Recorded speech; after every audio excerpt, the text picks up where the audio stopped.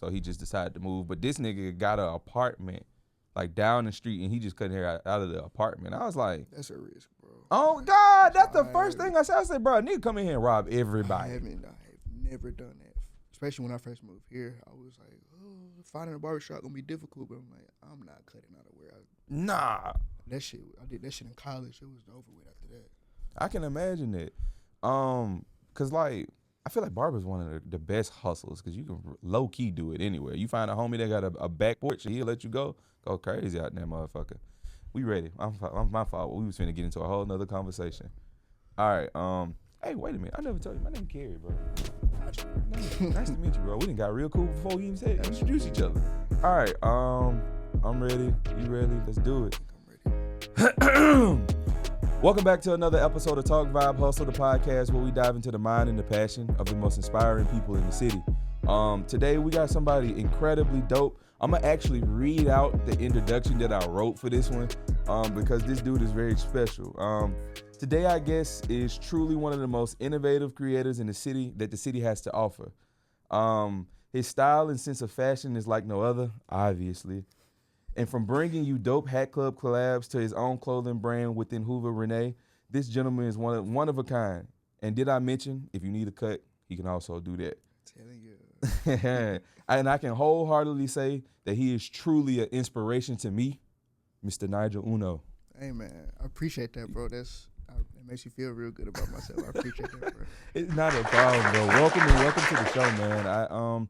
Like I was telling you when you came in the door, bro, like, once I discovered who you were, I've been gravitating to your personality, your style, your sense of, honestly, like you're so willing to put yourself out there in your creative mind, and it shows, but it shows the real talent behind the person. Just like specifically, bro, I'm not gonna lie to you. I've watched your Hat Club collab video on Juneteenth about 19 times now. Hey, bro, that video 5 minutes long, gang, and I've watched it 19 times. I appreciate that, man. Shout out to my videographer, photographer, Annalise. Yes. We cooked that up in less than 24 hours. I saw her bro. BTS video. Watched that bitch about 15 times. Yeah, bro, that was a process, but I'm real grateful for her. I had a vision. Yeah. She helped me execute my vision 100% and knocked it out the park. So I appreciate that, bro. I have like 50 questions for that. I'm not gonna lie about it. Bro. First question, bro. When you were sitting there crafting each and every hat and then drawing out those stories, bro, what was that process like? Yeah, so that process in any collab I've done with Hat Club so far, it's a matter of choosing whatever team that you're gonna go about.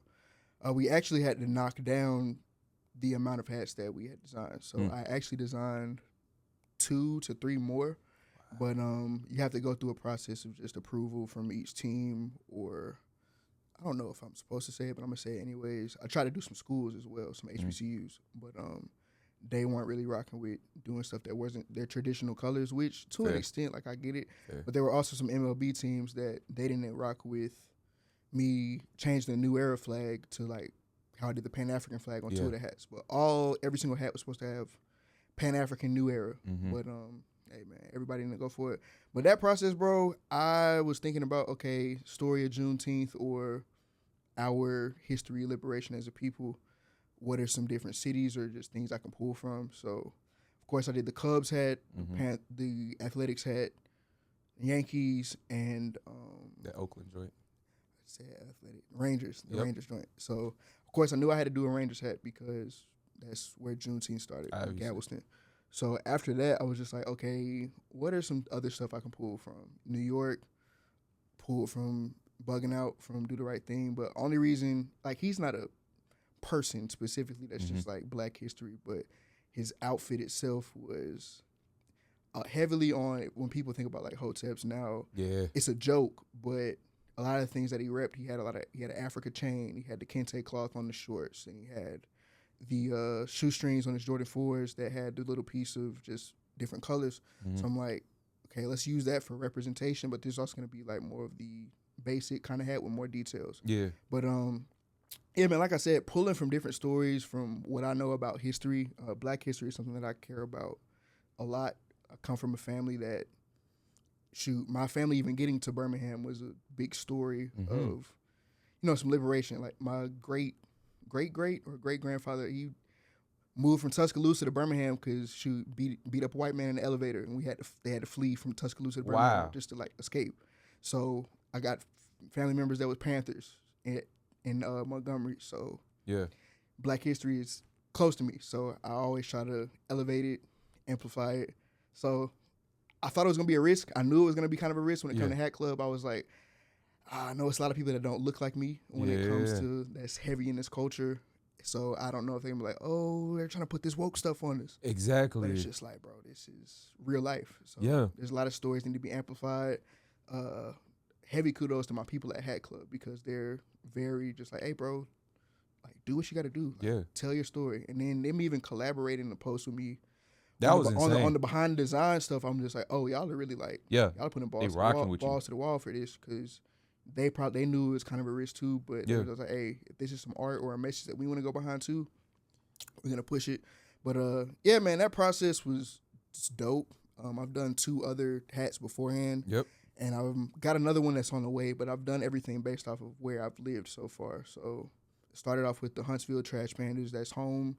And I had designed another one. It was supposed to come out a little bit before, but it's still coming down the pike. It's going to be a Mississippi hat. Okay. That's where I did undergrad at. And I did a Birmingham Barons hat before the Juneteenth collab all came out. But that whole process, bro, has been extremely dope. I've had, like, it's kind of a dream of mine it was like 2019, 2020.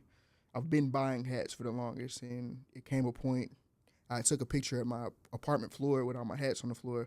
I said, one day it would be great to get a partnership with the hat company or do my own designs.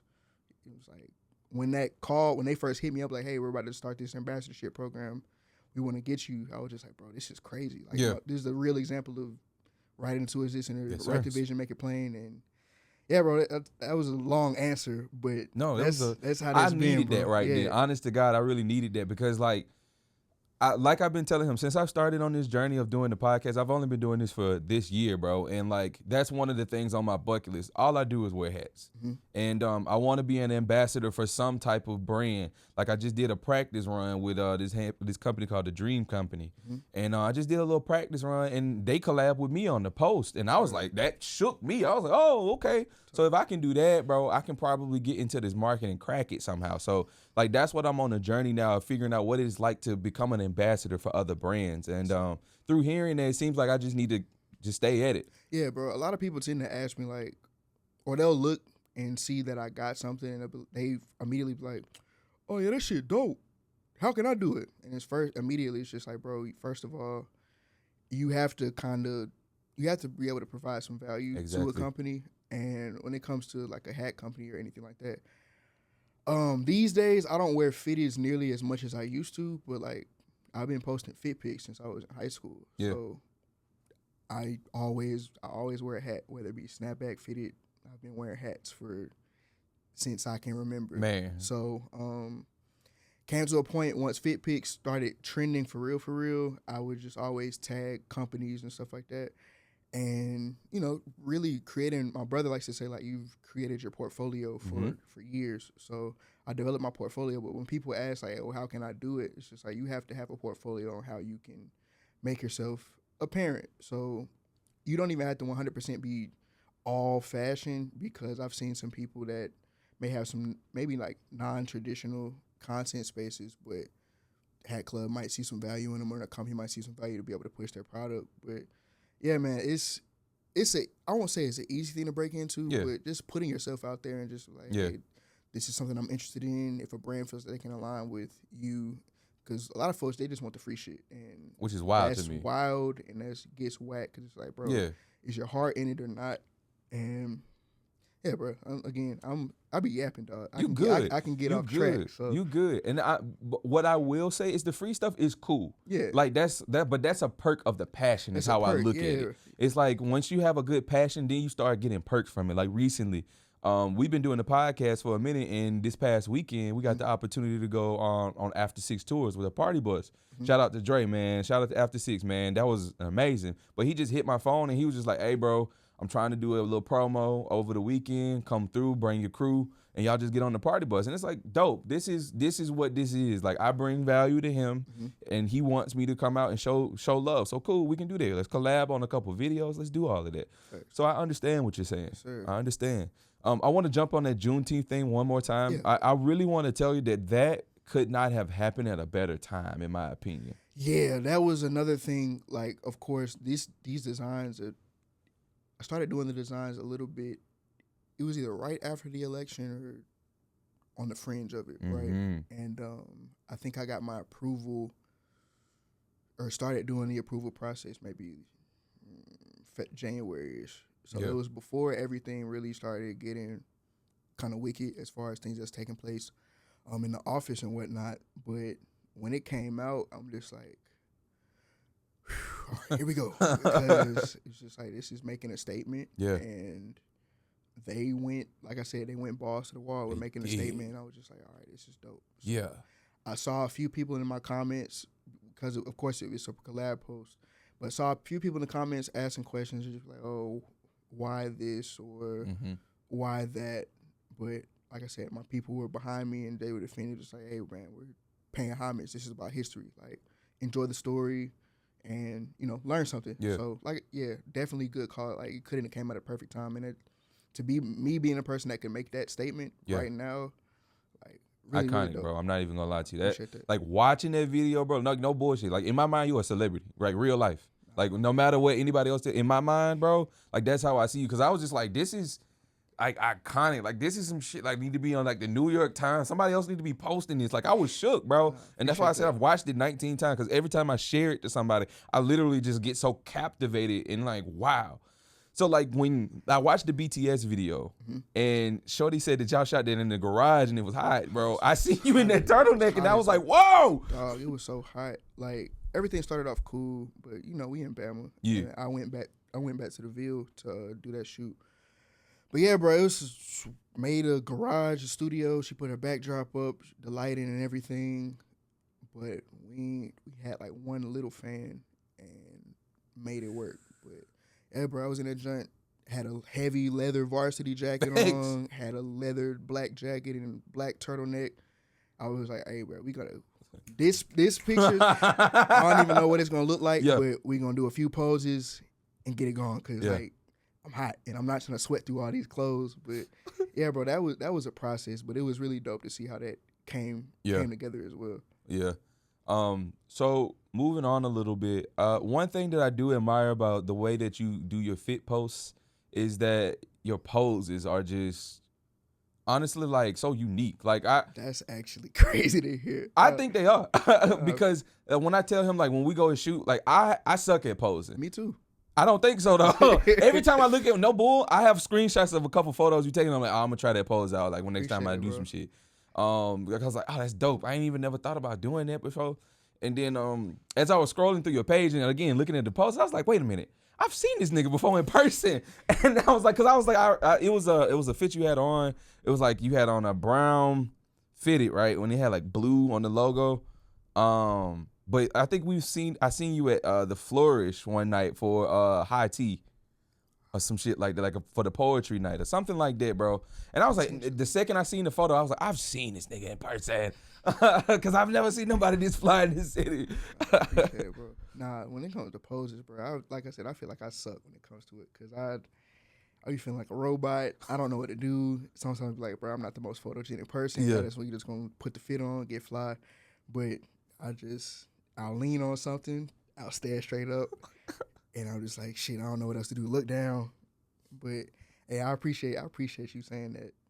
I'm doing decent when it comes to the poses, bro, because I feel like I'm garbage at that. Absolutely not, my brother. You definitely do a great job. Jumping into the Hoover Renee, bro, let's talk about the beginning of that. Where did that come from? Where did the name come from? Or even the idea? Yeah, so I'll touch on the idea of it. So I have an MBA from the University of Alabama, and let's go back a little bit. COVID was happening. Actually, let's go back even further. Shit. I tried to sell T-shirts and have a small clothing line when I was in high school, and there was a point in time, because like I've always been into hustling a little bit. I've always been into clothes, but tried to do the clothing line, and I had called it Free the Wave. So had a very small run of stuff, but I know I presented it to my parents about what I'm trying to do, and presented it to my dad. Now my dad is a businessman himself, but that's in more different type of industries than fashion. Either way, he was really heavy on, oh, you need to get licensing because you bootlegging and da-da-da-da-da. And in the back of my head, me being 16, 17, I'm like, bro, this nigga hating, bro. Like, why you, like... Why, it ain't that deep, It ain't even that deep, bro. I'm just going to sell some T-shirts and figure something out.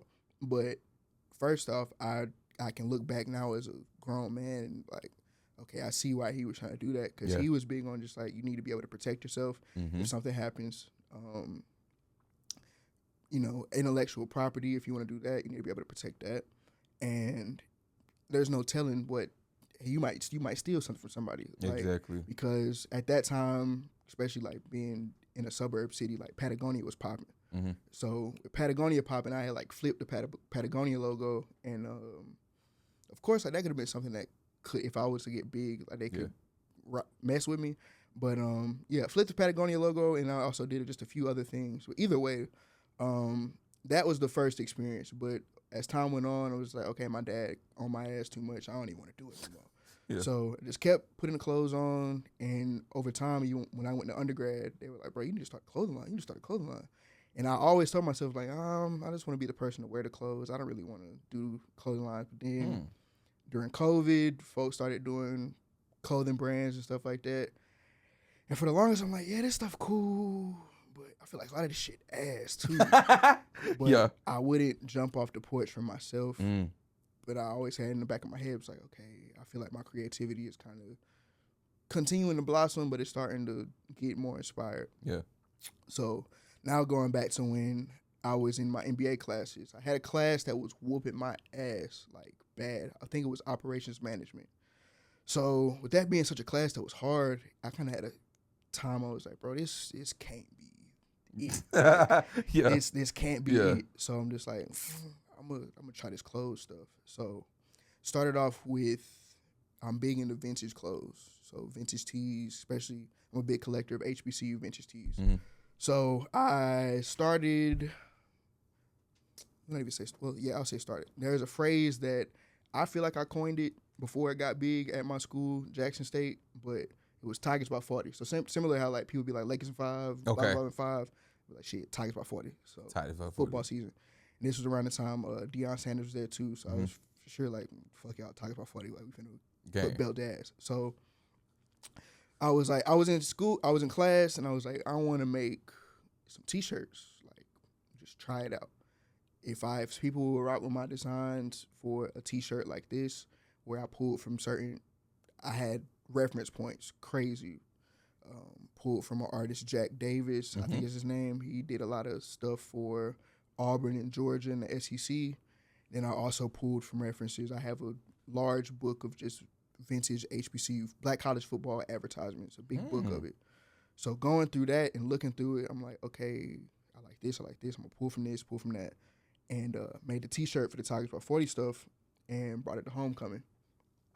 At Jackson State on homecoming, we have something called Yard Fest, which is Friday. So it's just a big, pretty much like a block party, but on what we call the plaza. Had a duffel bag full of tees. Now, I had wore my like sample shirt, which is just like a printed tee. I cut the bottom of it just to like help it fit my body a little bit better. But I wore it to the Alabama State game, took a picture in it, and put the hashtag like Tigers by 40. And then folks was like, hold on, bro, like that shirt, like I need that shirt. Because like I said, before every week for the game, I would always like hashtag Tigers by 40 when Jackson State would post their pregame post. I'd be like Tigers by 40, Tigers by 40. So as I started seeing more people that were either alumni or current students use the hashtag Tigers by 40, I'm like, all right, we kind of cooking with something. So made the T-shirts. People was like, oh yeah, we need that. I'm like, okay.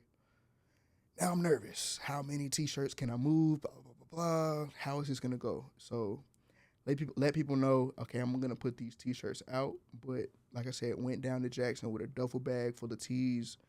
And I think I had like 100 or like 110 or something like that. Sheesh. Dog, I sold all the T-shirts out of my duffel bag in my car in a day. And I'm just like, Oh, we up. I was like, okay, we cooking with something. Yeah. So did that.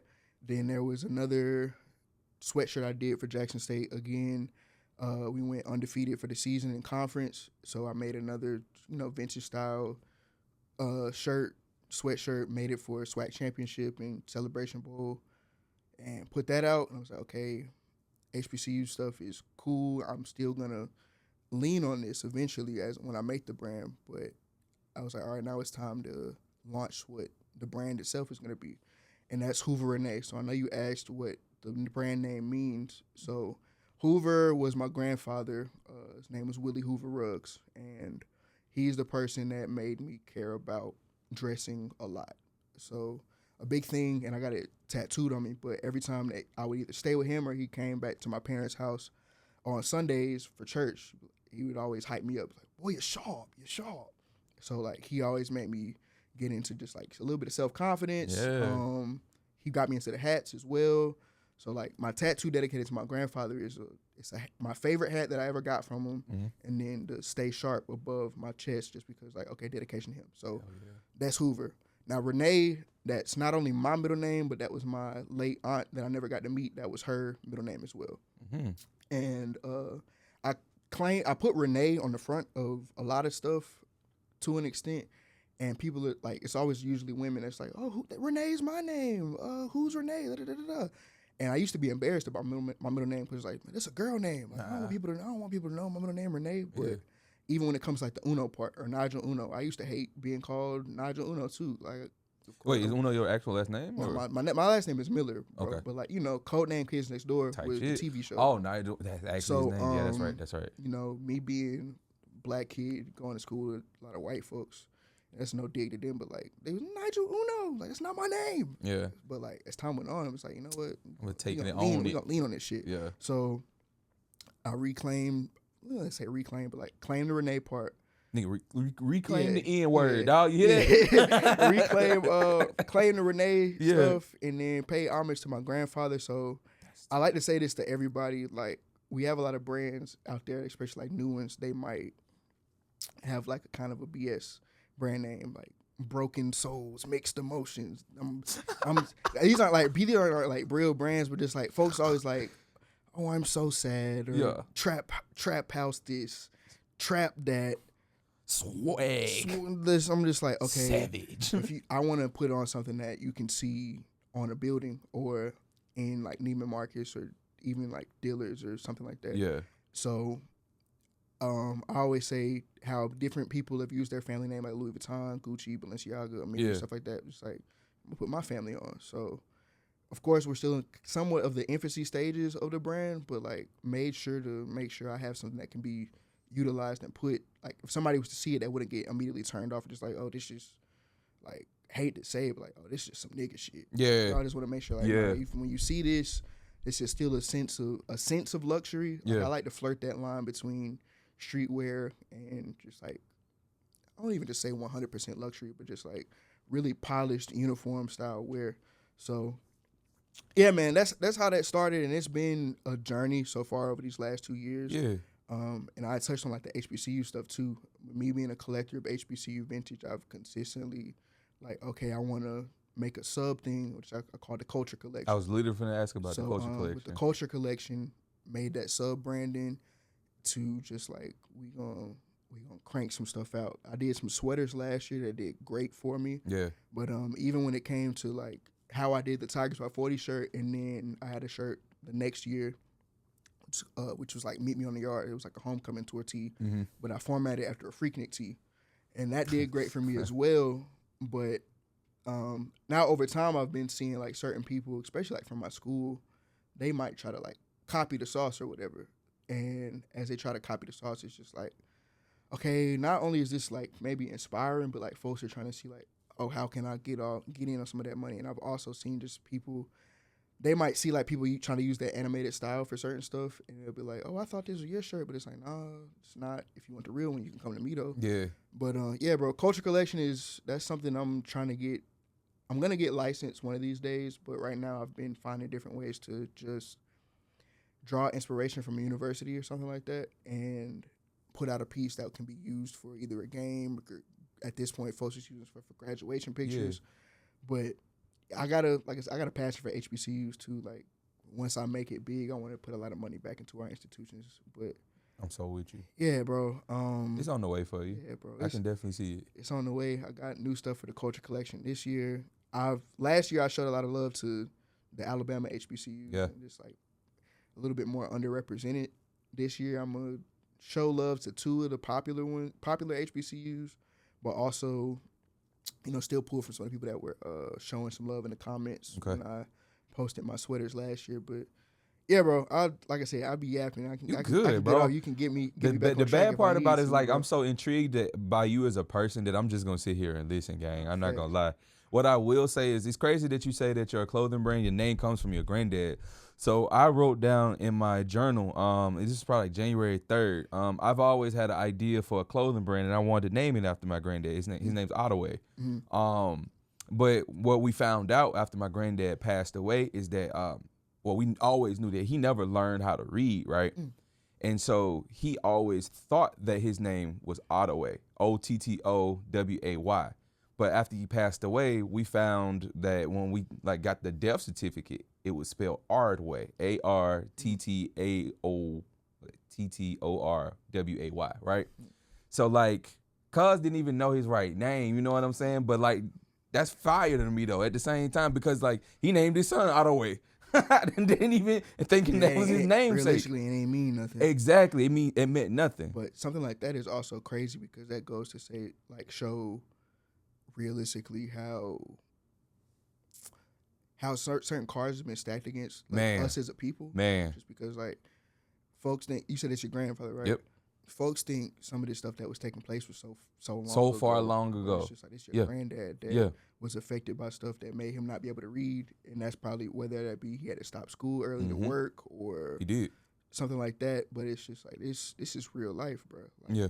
Folks be trying to say don't stop complaining about stuff that was so far away, but or when what bothers me is when no spit to white people at all, but when they say I grew up in a trailer park or poor, so I don't have right privilege. Just bro, nah, that's not the same, gang. It's not the same. I had to kick it to I have a lot of my friend group is incredibly diverse, so I had to kick it to one of my boys because he tried to spill that to me, and I'm like, gang, think about it like this, bro. Let's just say me and you playing a game of Monopoly, and you get to go around the board 4 or 5 different times before I even get to leave. So you done went around, you done brought property, you done passed it to the next person that's gonna play for you, and then now I finally get to play.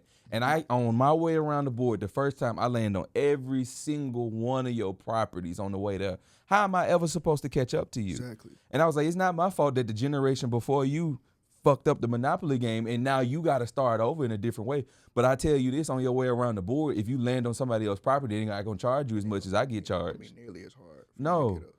And just going back to what you're saying, that's a sad thing to also realize is how not far removed we are from that real history.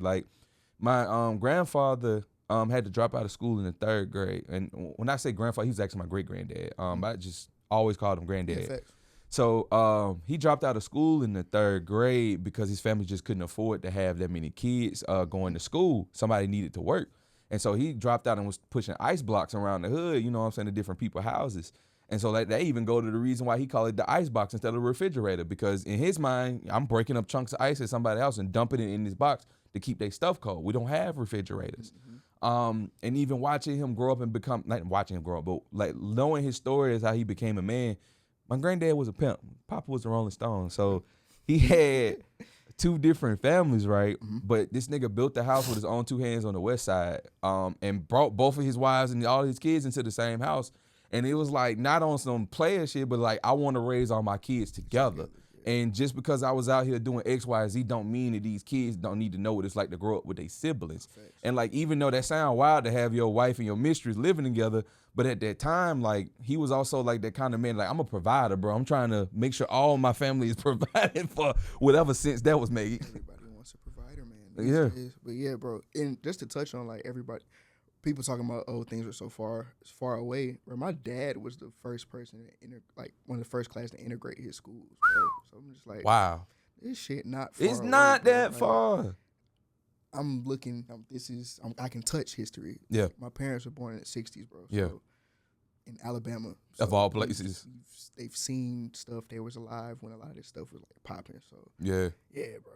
It's wild, bro. It's so crazy to think that people really think that we so far removed. And then you come to the deep south, it's like, nah, gang, we like a generation away from not knowing how to read. Quite literally. Like, I was the first boy to graduate high school in my family in 5 generations. Dang. That's insane to me. Like, truly insane to me. And then, like, on top, I refuse to go to college. You know what I'm saying? Because I'm like, man, it's crazy because, like, now that I'm married, I remember praying for this when I was a kid. I remember praying, like, Lord, I want to marry a woman that's the complete opposite of me when it comes to how she moves in her adult life. Mm-hmm. I want to move and not be tied down to a degree and not be tied down to going to school. I don't want nobody to believe that I'm incapable because I didn't go to school. I want to show people there's another option. Facts. But at the same time, I want to marry a woman who's got a degree, who's got multiple degrees, and is embedded in being in college, and education is important to her. And like now I have the best of both worlds. Like my wife just got done getting her MPA at UAB, and she's a director of a program. And so like my daughter gets to grow up with both options now. I work for the federal government, but I also never went to college. Daddy bypassed all of that and made it to the very tip of the top of the mountain.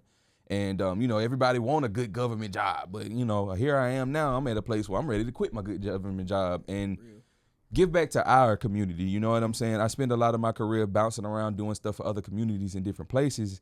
And now I'm at a space where it's like Birmingham need me. You know what I'm saying?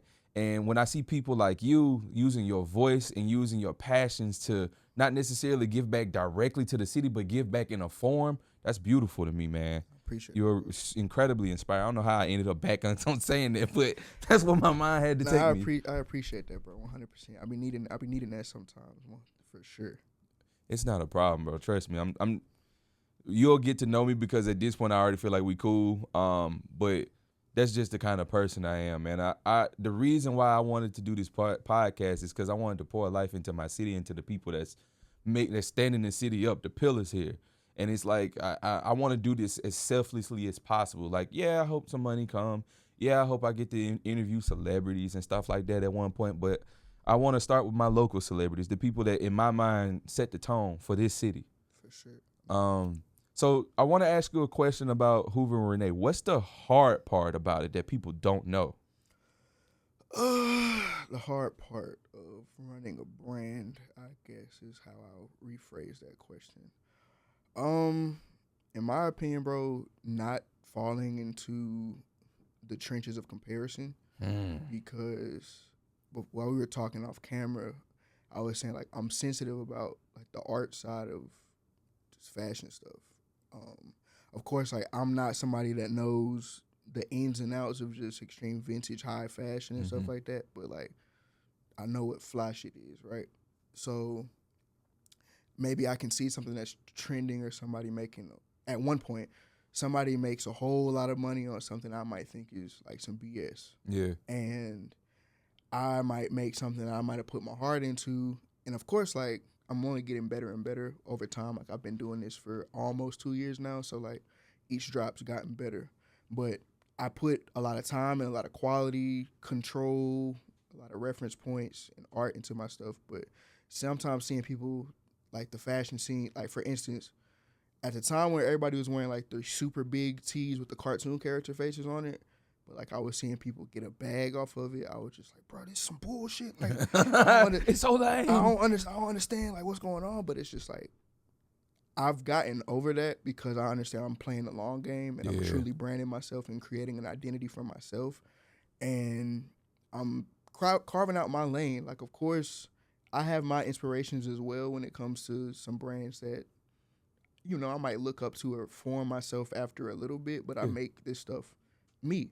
So that's one thing that's hard, is not comparing yourself to stuff, especially when you feel like you may deserve some of that attention. Yeah. And then another thing is not staying yourself, but also I think you have to get a little bit of comfortability with people maybe biting off you if you inspire them. Yeah. And that's something that I'm dealing with it now, and I know I mentioned it when it comes to like people trying to make the T-shirts for Jackson State as well.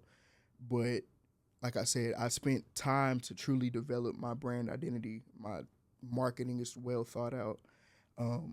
From the beginning of when I started the brand up until now, I've always been very careful on how I go about my rollouts, how I present my brand to people, and so people can come to my page or go to my website like, oh no, like this has been curated. But sometimes you can see people will see that, this has been successful. Let me get on that. So, and you can sometimes look at somebody that might own a brand if you know the person, and you're like, bro, this ain't even you, bro. Like, but you stealing my sauce and thinking you don't even got the right seasonings for the sauce. You see what you got and you try to make a fucked up recipe of it, and you don't understand what's going on. But that's something it's been, like I said, I'm dealing with it now, and it's kind of hard to see like, that looks familiar. That looks familiar. And it's even worse when other people get to sending it to me in mass, because like people have been seeing it themselves. Like, hey, this website look a lot like yours. Look familiar. Hey, how they're trying to say these type of verbiage when it comes to their marketing. They've never done that before, but this is interesting. I thought it was yours at one point. It was like, But then sometimes stuff like that, you gotta look at it and be like I said, the people that run the brand don't have the same mind as I do. Yeah. And then also when it comes to stuff like that, you on my old stuff that you feel like went good for me, right? Shit, you gotta pretty much like now with you showing me that, you can't move unless I move. There you go. And if I wanna, like, of course you can't just stop somebody from taking your shit or selling it. Like it's life. But I feel like I've done a good enough job, and there's been some people on the outside I've talked to. They've been like, "Hey, bro, like, we see your stuff everywhere to an extent. You've been tagged by people. You've been shouted out by some good folks. They understand like what's going on.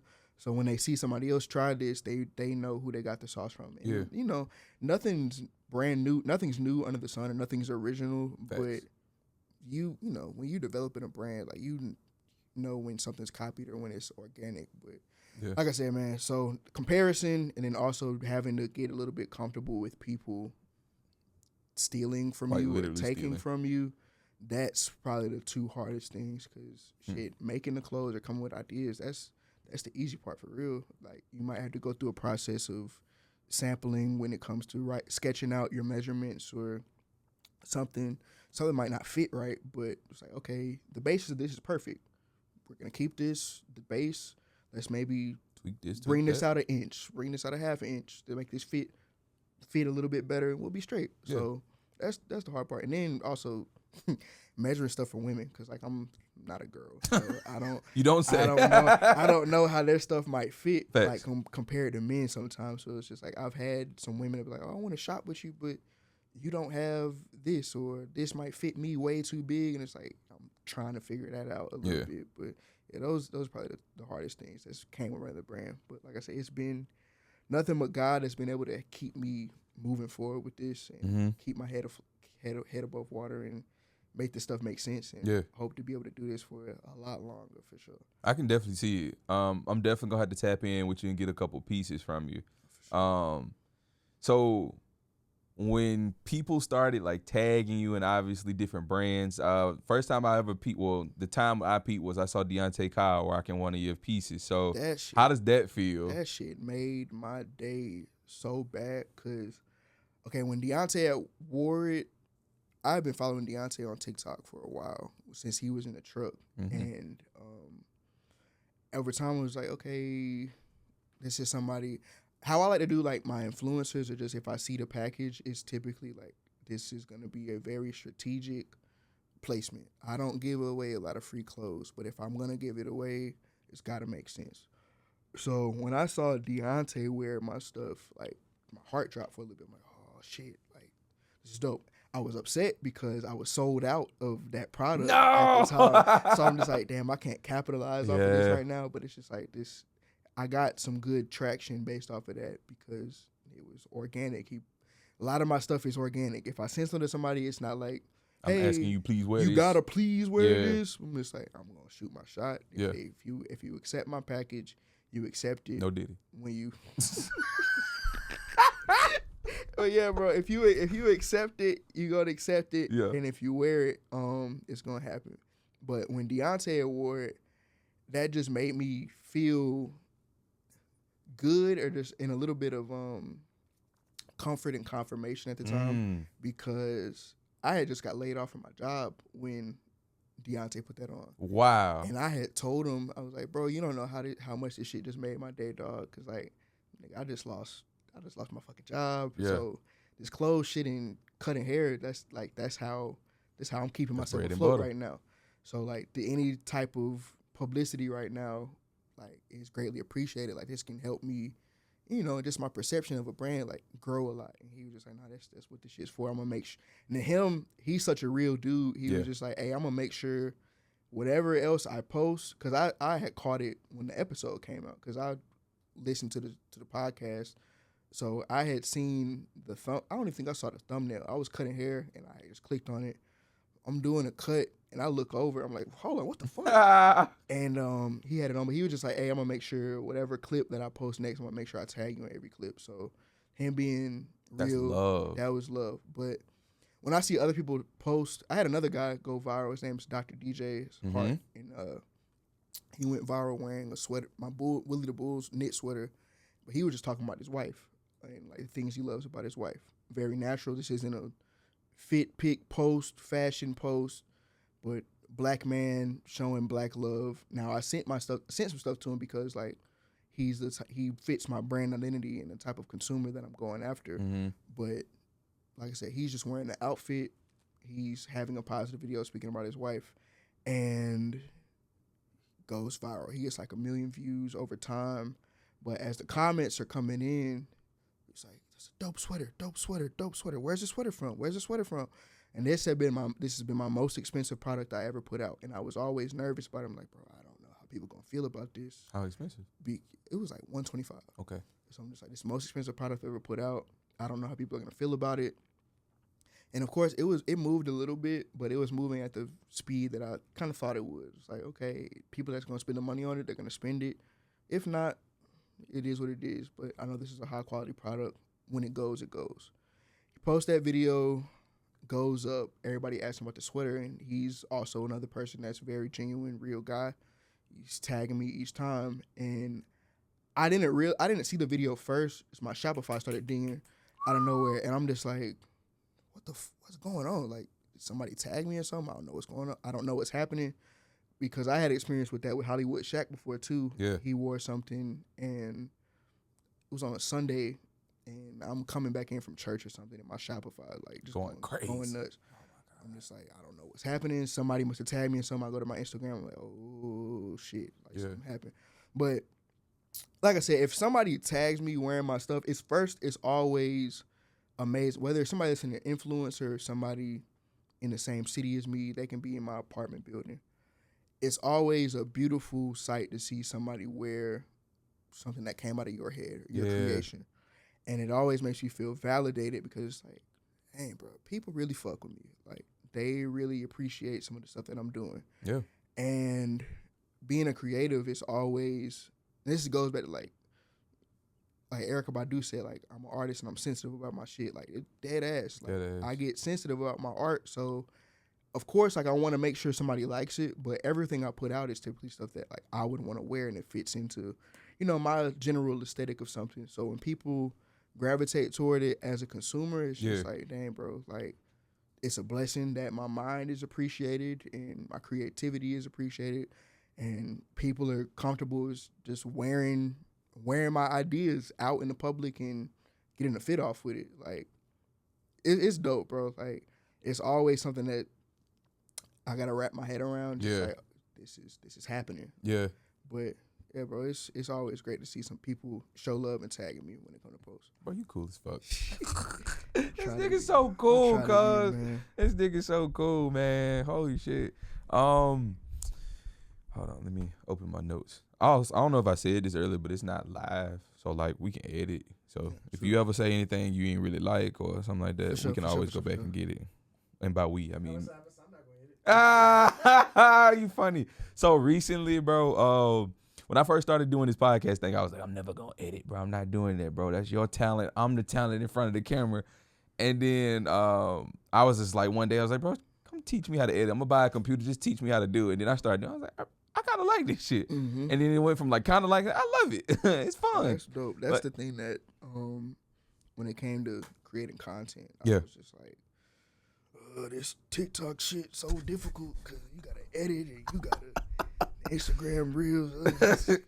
Niggas be putting a whole lot of time in there. So yeah. I'm just like, I just want to take a picture. That's it and drop it. That's it. Drop that bitch. But I was like, I started figuring out little stuff. Like, I'm not huge on editing, but if I'm gonna make something, I might make transitions sync up with the music or something. That part. But I need to learn. I had told myself, like, I'm gonna just find a way to like hire an editor or something. But I think that people also might appreciate just the organic. I was about to say it would feel more organic coming from you. I think people might appreciate the organic aspect of just how I go about presenting myself. Yeah, because ain't nobody, like you just said, ain't nobody gonna have that vision like you anyway. And editing, that shit, like, it takes some time, bro. It does. And sometimes I just be like, okay, I wore this today, post it today, because let's just figure it out. Now, if I did have a small time span of time, a point where I was like, I'm gonna really try this content stuff, so we gonna post. We just gonna put fits on and post. Yeah. That shit burnt out so quick. I was like, and I give real kudos to people that are able to just drop content. Brittany, Brittany like that, bro. She blow my mind. Like, you want this shit for real, dog. Yeah. Like, I respect it. Yeah. Like, I've had to understand what lane I play when it comes to this content or influencer stuff. It's just like, hey man, if I'm not feeling it, I'm not gonna force it. Yeah, that's why I'm getting at, is like trying to find a happy medium, because like, to be honest, that's really not me to be posting on a regular basis. That's just never been who I was. Like, even when I was like trying to be social media person, like that's still not who I am. I am more of a like, if I really like my outfit a lot, I'm gonna post it. But like at the same time, like for instance, like this outfit specifically, I wore it, I posted it, but I never went anywhere. I was like, I gotta get this fit off somewhere else. Mm-hmm. So I was like, we gonna record in this.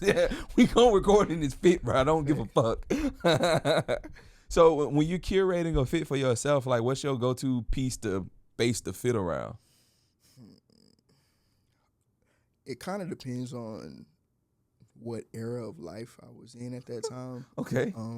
Like my fashion sense has always been kind of linear, but you know, as you get older, your taste might refine a little bit more. Mm-hmm. You might not want to be as loud or something like that. But there was a time frame where like pants were my thing. Like I still like to wear nice pants, but just cool denim or nice pattern pants used to be my thing. So I used to be like, okay, this is a pair of pants I got, how I'm going to splash off of that. Or, like I said, the vintage tees or just vintage gear, period. Yeah. But pants and I guess whatever top I'll wear usually is how I want to base something. Like today, like with this, of course, this is something I would wear like on an everyday, right? But some people, and this is a big thing, Phyllis will be like, bro, you fresh as fuck. I'm like, bro, I got a t-shirt on and some sweats. But I feel like I've curated my closet to the point of stuff that's just like, I'm going to buy stuff that I like every time, and I can go in my closet and pick out a fit in like 2 minutes, if that. But it's going to be easy because I've spent so much time since being a teenager to being a grown man, like just accumulating pieces over time. But so you've always remained around the same size too? To an extent. Like, of course, I gained weight as time went on, but like being around like a size large has always been the thing. And my waist has gotten a little bit bigger, but still between a 34 and a 36 for years has been the thing. Yeah. Then once pants started getting a little bit wider again, or started playing with like flares and stuff like that, you know, things got to change. But what comes to my head when I'm curating the fit, man, it's just sometimes maybe how do I want to be perceived, or how am I feeling today. I typically do dress on how I feel. But then also I have my times like, this is where I feel comfortable in. Yeah. I like a denim jacket and some pants is always an easy go-to, and a hat. Like, it can be boring, but you can find different ways to sauce up a boring fit. So I think it's also all about like how much of a staple piece is the actual piece too. Because like for instance, I like that jacket is a very good staple piece. Absolutely. Yeah. So like I can see what you mean. Like I can wear this every day, but at the same time, you've curated your closet to that staple piece is gonna stand on its own. Absolutely. I'm fucking with that heavy, bro. Dang, you so cool, bro. I'm gonna keep saying it. That's gonna be the name of this episode, bro. You so cool. I appreciate it, bro. I appreciate it. You go gym? I do. Yeah. I've gotten heavier into it lately, just because it's just like, hey, we try to develop a body that you're happy 100% with. Like I grew up being a fat kid, dog. Me too. So Yeah. that's always something that can be in the back of my head to an extent. Just like, you know, when you grow up a certain type of way, you might have those insecurities deep down. And just like fixing your t-shirt all the time. Yeah, fixing t-shirt and shit, pulling up towards stuff. But also, like even when it comes to somebody might compliment you some shit, little Nigel still deep inside, just like, oh, did they mean it? Like, oh, man, we the same person. I'm not 100% sure, but Dang. yeah, bro, I be in the gym like. I ain't no just like I'm not just super ripped type of dude. I always tell people if they might try to crack on me, it's like I don't want to be no skinny nigga, bro. Like I'm not built to be skinny. Nah. When I was pledging, I got skinny and was like, hell no, I don't need to look like that again. Yeah. So you play as Noob? You seem like a Noob. Mm-hmm. Okay. Yeah. Okay. But yeah, bro, I be in the gym taking care of myself heavier these days. Yeah. Like as I'm starting to get older, I'm starting to see like, shit, this stuff getting real. Nigga, that check engine light coming on. Nigga get acid reflux sometimes. I'm like, shit be too sweet. Shit be too sweet. I'm like, stomach hurt. Yeah, stomach be hurting. So I be juicing and stuff. I try to watch what I eat here and there. And then been in the gym, bro. I'm hoping by the end of the year, like I'm like in the best shape of my life. Like I played football in high school and stuff. And it's just like, it was cool. Like I look back, I'm like, damn, there's no way I could do those workouts these days. But, you know, I'm being in the gym just to keep myself up. Active. Yeah, bro. So I go to club for fitness and real? Okay, bet. I just hit yesterday. I've lost 70 pounds in a year. Hey, bro. In a year and a half and some change, something like that, bro. Congratulations. And like you said though, but I've been a fat boy my whole life and I'm still pretty chunky. But I just hit being the same weight as I was in high school. And so now I'm like looking at myself in the mirror and it's like, bro, it looks different. You know what I'm saying? Cause like high school me, like you said, I was on the wrestling team. I played football. I played basketball. I did a lot. I was on a swim team in the summer. So like I was just built different. And I'm like, I look at a photo of myself like, bro, that version of me will whoop my ass right now. He'll laugh seeing me coming. Oh yeah, bet. That's easy work. But at the same time, like you said, bro, I'm in the gym right now, bro, and I can honestly say that right now I'm probably in the best shape I've ever been in. Nice, as a grown man. I'm starting to, like, my wife's starting to tell me, like, oh, you getting muscle definition now. Like today I was walking around the crib with my shirt off, like, heading to the kitchen. She was like, okay, shoulders and chest. I was like, chill, bitch, because I'll show you. I'm going to show you what that chest is. Oh, God, I'm going to show you what that chest do, bro. What the fuck? You don't do that before you get cracked around here. Yeah. But it feels good, like, taking care of myself at this age, man, and staying in the gym. We got to go to the gym together, especially when we go to the same gym. Sure. Hell yeah. I'm with that. I live in the sauna. They got the one at Hoover got a sauna in it. Yeah, the one in Homewood don't got the sauna. Nah. I only go to that one on Thursdays for a specific reason, but we ain't gonna talk about it right now. So I hate to say this, but towards the end of the interview, I have 3 questions that I like to ask. I hate that this interview almost over. I really do. First question being, if a future version of yourself was to come through the door right now. I've been trying to study for this question. I can't hold you, fire. Bro. I've been trying to study. Fire. I've been trying to study for this question. Coming bro. ready for it. That's tough. That's tough, bro. So a future version of yourself come through the door. You got 2 questions. What are those 2 questions? I feel like question 1 would be, what was the straw that broke the camel's back to get us here? Because, like I say, I see myself being a curator of sorts. Like, I always say, like, an inspiration of mine is Joe Freshgoods, and I say I want to be the Joe Freshgoods of Alabama. Yeah. So somebody that major brands understand. He did Adidas, yeah? He with New Balance. He might have did something with Adidas before, but he's New Balance. Yeah. But somebody that brands understand they may reach to for their creative juices, but they also have their personal brand too that people rock with heavy. Yeah. But I would ask myself first, what would be the straw that broke the camel's back that got us here to get yourself respected? And question 2 would be maybe how have you continued to be a positive impact to others? Last year I started a scholarship. It's not an official like program yet, but I started a scholarship, and I was just like, I'm finna give a rack away to 3 students that do what I asked them to when it comes to the scholarship process. And that's something I want to continue to do. Like, of course, I don't have a foundation yet, but it's like I'm finna give bread out of my brand's pockets to help somebody with school, right? So that's something I want to do heavily, like continue to do. But even when I was younger, I was just like of course, like I grew up in Madison, which is a suburb of Huntsville. And I was always like, I've never considered like Huntsville just super duper rough type deal.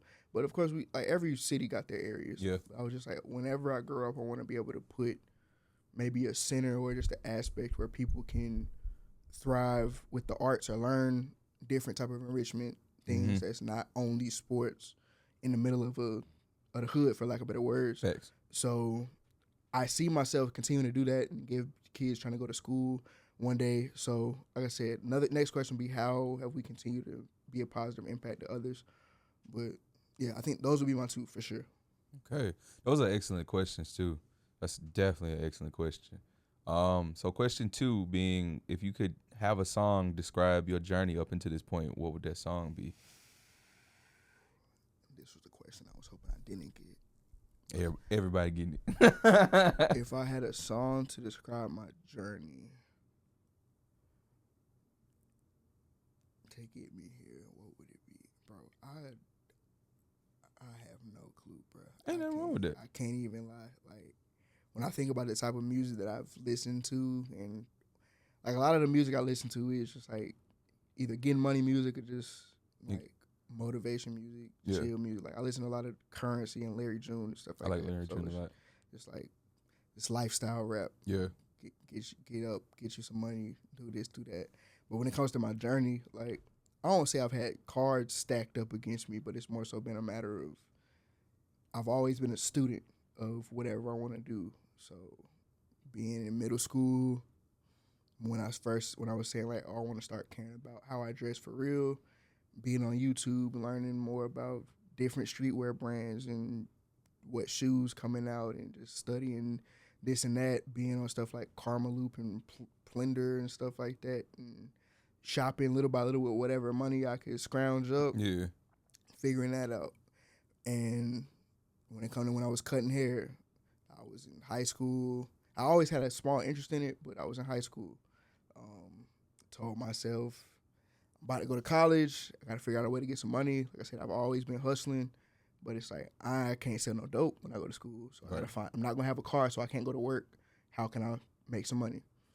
Fuck, I'm gonna cut hair. I've always liked hair. Like I used to make my own hair grease back in the Gap. I used to learn about that. I used to like wave videos and just even watching haircut videos was like a big thing for me.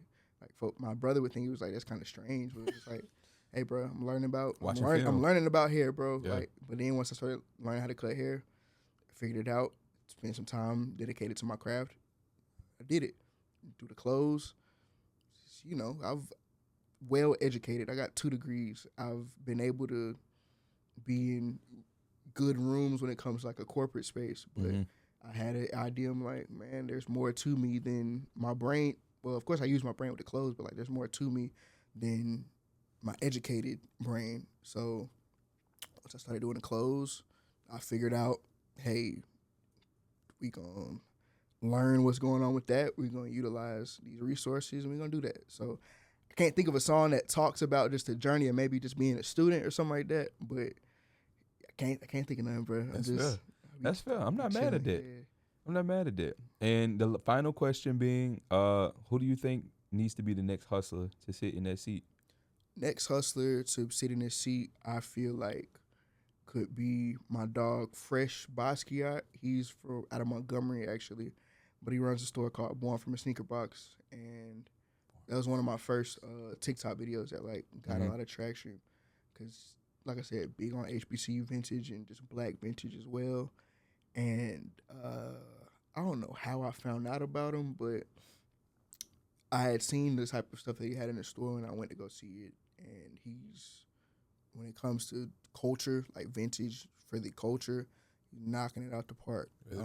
I haven't heard from my boy in a minute, but if you were able to get in contact with Fresh needs to be on here as a hustler, because he's been just, for him to erect a storefront in the middle of Montgomery that's doing some really dope stuff, I feel like he would be a great person to speak to. Okay. Learn more about his journey, because I'm not 100% sure what his journey's been, but really dope dude, somebody I rock with. Retro know who he is too. So yeah, dog. Either Fresh, or I got my boy Troy as well. He's in the vintage space too. Real good dude, one of my clients, but those probably be two hustlers that's in the city or near the city that could be a good interviewer to rock with for sure. Well, we're going to definitely try to line that up, man. I just want to sign off by saying, again, thank you for being just who you are and being unapologetically yourself. Without you doing that, you don't inspire people like me to want to know about you, to want to know about what's behind the brand and the mind that comes with it. So just continue to do that, bro. And never give up on what you got going, gang. Because, like, in my mind, like I keep saying, bro, you already a celebrity in my mind. So, like, it's just up to the rest of the world to make that decision now. Gotta catch up. That part. That part. 100%. All right, man. This has been another episode of Talk Vibe Hustle. If y'all made it this far in the episode, drop a little cap in the comments for me. And we'll see y'all next time. Peace out. I've been looking towards you this whole time. I guess this the real fact camera. But hey, we got through this mug. It is what it is. They gonna be like, bro, this nigga love his side profile. We all good, gang.